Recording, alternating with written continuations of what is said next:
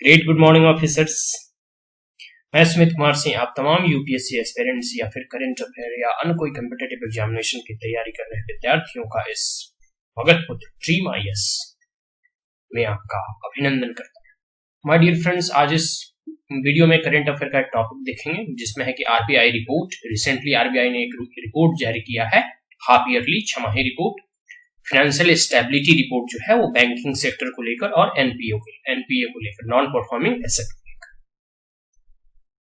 तो देखिए, इसमें देखते हैं कि आरबीआई ने क्या कहा है। तो RBI told in his report, RBI ने अपनी रिपोर्ट में कहा कि ग्रॉस एनपीए मतलब कुल जो नॉन परफॉर्मिंग एसेट है, वैल्यू विल इंक्रीज। जो एनपीए का वैल्यू है, ग्रॉस एनपीए, वो जो है वो इंक्रीज करेगा। जानते हैं लॉकडाउन हुआ, बहुत सारे इंडस्ट्री बंद हो गए, तो उसमें कहा गया है, एक डाटा भी प्रेजेंट किया गया है कि सितंबर 2021 तक ये जो है नॉन परफॉर्मिंग एसेट जो है वो 13.5% तक बढ़ सकता है। And 1 year before it was only 7.5%। एक साल पूर्व यह मात्र 7.5% ही था। In the worst scenario it may be rise up to 14 to 15%। और सबसे खराब स्थिति में ये 14 से 15% तक भी बढ़ सकता है। मतलब आप कह सकते हैं कि एक साल पहले जहां 7.5% था, वही अब बढ़कर 13.5 तो हो जाएगा। मतलब दुगना, लगभग दुगना, अप्रोक्सीमेट मतलब डबल हो जाएगा एनपीए, ग्रॉस एनपीए। अब आगे देखते हैं, आरबीआई ने कुछ सजेशन भी दिया कि आरबीआई सजेशन की गार्नरिंग कैपिटल, बैंक को चाहिए कि अपना जो पूंजी है उसे जुटाने में अपने आप को आगे बढ़ाए और पूंजी जुटाए। और दूसरा है change in the structure model of working, और जो कारोबार करने के मॉडल है बैंकिंग स्ट्रक्चर में या फिर जितने भी कारोबार करने के मॉडल्स हैं उनमें स्ट्रक्चरल जो है चेंज, बदलाव करने की आवश्यकता है, जिससे कि ग्रॉस एनपीए बढ़ने से रोका जा सकता है। तो ये चीज था।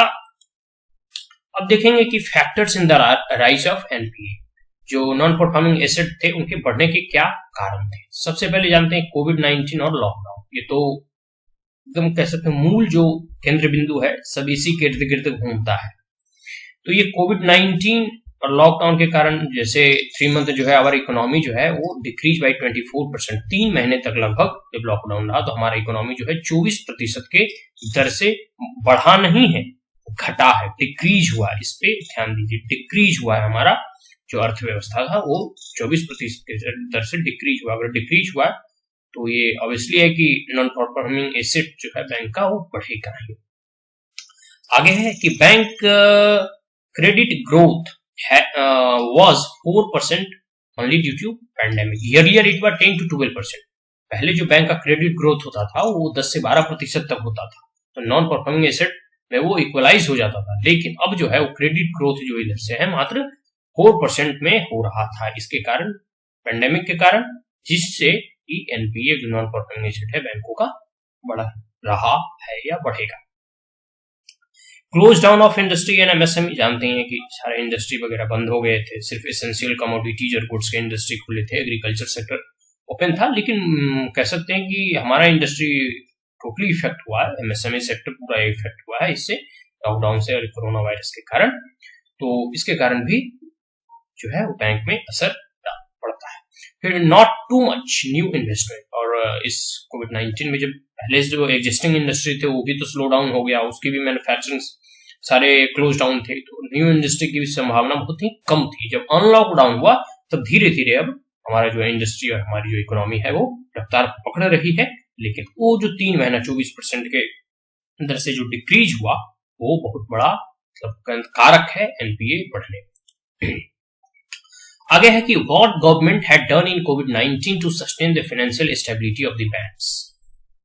बैंक्स की फाइनेंशियल स्टेबिलिटी के लिए, मतलब उसकी आर्थिक स्टेबिलिटी के लिए सरकार ने अब तक कोविड-19 के दौर में क्या क्या चीज की है। जैसे government step to took above the IBC during the lockdown. जो आईबीसी कोड था उसको जो है बैंक्रप्सी जो कोड था उसको जो है इस कोविड के दौरान में गवर्नमेंट ने कुछ कह सकते हैं इसमें छूट दिया और बैंक्रप्सी कोड को उस वक्त कह सकते हैं कि एबव रखा और कहा कि अभी कंपनी को बैंकक्रप्ट नहीं घोषित किया जाएगा।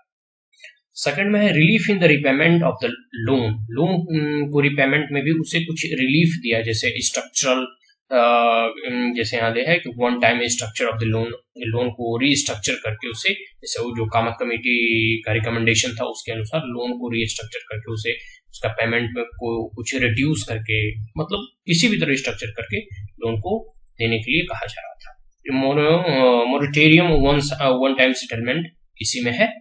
तो ये गवर्नमेंट के द्वारा कुछ स्टेप्स उठाए गए थे। तो ऐसा कहा जाता है कि क्या पहले ऐसा स्थिति नहीं था कि मतलब 14 से 15% का जो एनपीए बैंक का था, तो ऐसा था। जैसे 1996 और 1997 में लगभग 15.7% एनपीए था बैंक्स का, लेकिन उस वक्त की स्थिति और अभी की स्थिति में पूर्णतः भेद है। पूर्णतः मतलब कह सकते हैं कि अलग अलग, पहले के बैंक में उतने सिस्टम और क्लीन अप नहीं हुआ था। पहला जितने भी लोन वगैरह प्रोवाइड किए जाते थे वो स्वीट और डील होता था। कहने का मतलब है कि कोई भी बड़े मिनिस्टर या मंत्री या नेता का फोन जाता था, उसे लोन अलॉट कर दिया जाता था। लेकिन अब के जो है, अब जितने भी लोन मिलते हैं वो सब फाइनेंशियल पैरामीटर्स को मीट करते हैं तभी लोन दिया जाता है। अब फोकस लैंडिंग होता है, रियलिस्टिक फिगर के आधार पर लैंडिंग किया जाता है। अब ऐसे ही किसी को भी लोन नहीं मिलता है, स्वीटर डील अब नहीं होता। तो ये चीजें, ये डिफरेंसेस हैं। तो पहले के एनपीए में और अब के एनपीए में बहुत आसमान जमीन का फर्क है। तो ये देखना होगा। और जैसा कि हम लोग जानते हैं कि बैंकिंग सेक्टर का जो हेल्थ है वो इकोनॉमी के हेल्थ के ऊपर डिपेंड करता है। तो क्या और करने की आवश्यकता है, what need more to be done, और क्या सॉल्यूशन हम लोग दे सकते हैं या फिर कर सकते हैं, या सरकार के द्वारा कोई स्टेप या कदम उठाया जा सकता है, जैसे कि यह जो है मूलतः जो है, या जो परेशानी कह सकते हैं, क्राइसिस है, या फिर increase of NPA, non performing asset in bank, को रिड्यूस किया जा सकता है। पहला है government step to increase demand. Government को एक स्टेप लेना चाहिए जिससे कि डिमांड जो है, डिमांड साइड अगर इंक्रीज होगा तो क्रेडिट ग्रोथ और डबल डिजिट जो ग्रोथ है वो भी बैंकों का होगा। तो पहले डिमांड इंक्रीज करने के लिए गवर्नमेंट को इंफ्रास्ट्रक्चर फंड वगैरह लाना चाहिए, या फिर इंफ्रास्ट्रक्चर में उन्हें इन्वेस्टमेंट करना चाहिए, जिससे कि एम्प्लॉयमेंट जनरेट होगा, एम्प्लॉयमेंट जनरेट होगा तो इनकम जनरेट होगा, इनकम जनरेट होगा तो कंजप्शन इंक्रीज होगा, कंजप्शन इंक्रीज होगा तो डिमांड भी इंक्रीज होगा, और उससे मैन्युफैक्चरिंग बढ़ेगा, और टोटली जो है फिर बैंक का भी जो उससे है स्थिति में सुधार आएगा। और दूसरा स्टेप ले सकते हैं कि sector wise the bank take the right decision. दूसरे में है कि सेक्टर वाइज जो है वो बैंक राइट डिसीजन ले सकते हैं। कहने का मतलब है कोई भी इंडस्ट्रियल यूनिट बच सकती है या नहीं, इसका मूल्यांकन तभी किया जा सकता है जब इकोनॉमी का जो है वो स्थिति 2 क्वार्टर तक सही हो, सामान्य हो, नॉर्मल में हो, और उसके बाद इंडस्ट्री यूनिट का मूल्यांकन करना चाहिए कि यह इंडस्ट्री यूनिट सर्वाइव कर सकती है या बैंकक्रप्ट हो सकती है।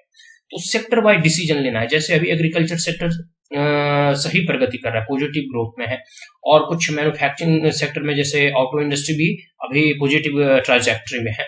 तो और बहुत सारे जैसे टूरिज्म, ट्रैवल, होटल या फिर रियल इस्टेट, ये सब अभी लॉस में चल रहा है। लेकिन हम सेक्टर वाइज देखेंगे, और जब नॉर्मल होने के बाद, अभी नहीं, जब हमारा पूरा जो इकोनॉमी है नॉर्मल हो जाएगा, उसके 2 क्वार्टर के बाद हम यह निर्णय लेंगे सेक्टर वाइज कि हमारी जो इकोनॉमी है उसमें कौन कौन से इंडस्ट्री या फिर कोई भी पार्टिकुलर इंडिविजुअल इंडस्ट्री बैंकक्रप्ट होगी या फिर वो सही दिशा में ग्रोथ करेगी। तो उसके बाद ऐसा बैंक के द्वारा राइट डिसीजन लिया जा सकता है। Now the RBI bank restructuring guideline flexibility. RBI को अब चाहिए कि एक बार और वन टाइम जो एक्सेप्शन था आरबीआई के द्वारा, जो कि आप लोन को रिस्ट्रक्चर करके कर सकते थे, उसमें एक बार और उन्हें फ्लेक्सिबिलिटी मिलनी चाहिए, जिससे कि वो पुनः रिस्ट्रक्चर करके लोन को दे सकते हैं। Now the another point is government need to create equity fund. Government को अब इक्विटी फंड करने की क्रिएट करने की आवश्यकता है, जिससे कि फेयर वैल्यू पे खरीदार मिल सके। अगर कोई इंडस्ट्री बैंकक्रप्ट होने जा रही है, दिवालिया घोषित होने जा रही है, तो उसको कोई एक सही खरीदार भी मिलना चाहिए, जिससे कि उस इंडस्ट्री को सही मूल्य मिल सके और उस इंडस्ट्री को बचाई जा सके। कोई भी अगर खरीदता है तो उसे फिर से रीस्टार्ट कर सके। तो इक्विटी फंड में निवेश करना चाहिए, फेयर वैल्यू, उसका सही मूल्य भी मिले, जिससे कि वो बैंक को अपना जो ऋण है, जो लोन है, उसे वापस कर सके।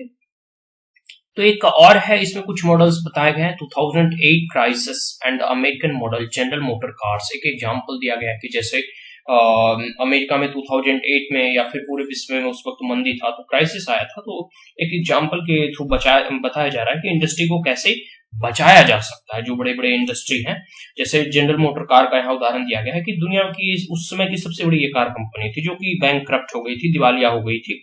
तो सरकार ने अस्थायी रूप से इसका राष्ट्रीयकरण कर दिया, मतलब नेशनलाइजेशन कर दिया, और सरकार ने कुछ निवेश किया इसमें, मतलब सरकारी निवेश किया गया इसमें, जिससे कि इसकी इक्विटी जो है वो सरप्लस हुई, और तो सरकार ने अपना इक्विटी, अपना जो निवेश था, इन्वेस्टमेंट था, वो निकाल लिया, और फिर जो है वो कंपनी चलने लगी और कंपनी भी बच गई। तो ये चीजें हैं कुछ जो कर सकती है। और एक और मॉडल दिया गया, इक्विटी मॉडल और जर्मन स्टेट ऑन मॉडल।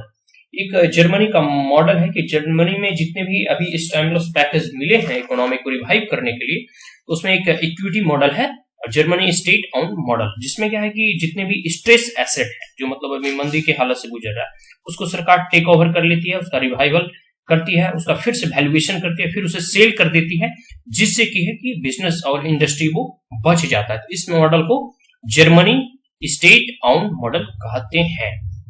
अब अगला है गवर्नमेंट पुट रिकैपिटलाइजेशन फंड। अब सरकार को कुछ रिकैपिटलाइजेशन फंड भी देना चाहिए कंपनी को या फिर इंडस्ट्री को या मैन्युफैक्चरिंग इंडस्ट्री, चाहे किसी भी तरह से, चाहे एफडीआई के थ्रू हो या प्राइवेट इंडस्ट्री के थ्रू हो या फिर गवर्नमेंट अपने बजट के थ्रू एलोकेट करे, किसी भी तरह से, जिससे कि उसे रिकैपिटलाइज किया जा सके।